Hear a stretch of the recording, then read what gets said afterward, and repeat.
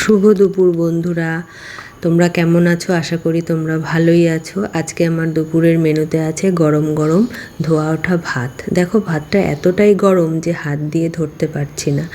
যাই হোক, আস্তে আস্তে করে ভাতটা এবার গুছিয়ে নিচ্ছি। একটু না গুছিয়ে নিলে ভালো লাগে না দেখতে, গুছিয়ে নিলে খেতেও ভালো লাগে, দেখতেও ভালো লাগে। ভাতের সাথে এবার নিয়ে নিচ্ছি গোল গোল আলু ভাজা, আর সাথে নিচ্ছি পটল ভাজা। এইবারে নিয়ে নেবো মাংস করেছি, দেখো কষা মাংস, মুরগির মাংস, লাল লাল ঝাল ঝাল করে করেছি, বেশ একটু কষা কষা করেই করেছি। নিয়ে নিলাম মুরগির মাংস।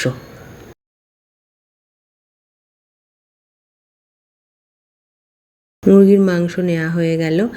এবার মুরগির মাংসর সাথে আর একটা জিনিস করেছি, সেটা হলো একদম অল্প করে খাসির মাংস। খাসির মাংসটা খুব অল্প করেই করেছি, কারণ সবাই খায় না খাসির মাংসটা, আমার একটু ভালো লাগে, তার জন্য খাসির মাংস একদম অল্প করে 2 পিস নিয়ে নিচ্ছি, শুধুমাত্র আমারই জন্য, আর কেউ খায় না খাসির মাংসটা।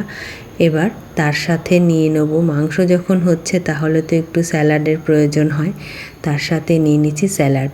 দেখো স্যালাডে আছে শসা, টমেটো, পেঁয়াজ, লঙ্কা, আর সবশেষে নিয়ে নিচ্ছি টক মিষ্টি দই। মিষ্টি দই নিচ্ছি। এবার খাওয়াটা বেশ ভালোই জমে যাবে।